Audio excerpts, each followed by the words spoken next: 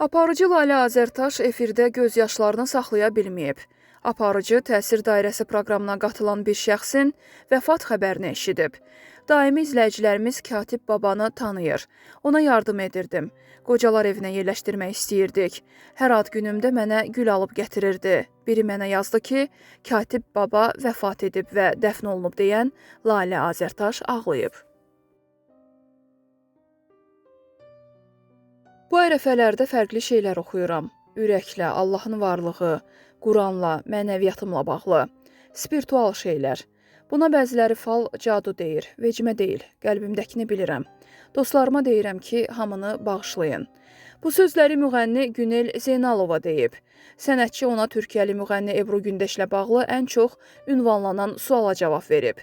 Mənə həmişə sual verirsiniz. Ebru Gündeşi bağışladın? Bəli. Ürəyimdə hər zaman bağışladım. Zikr edib bir ad deyirdim. Onu da bitirdim. Özümə qadağa qoydum. Qeyd edək ki, Ebru Gündeş, Günelin keçmiş nişanlısı iş adamı Reza Zərrabla ailə qurub. Bir müddət əvvəl isə Şəmkirə toya gələn Ebru Günellə eyni səhnəyə çıxmaq istəməyib.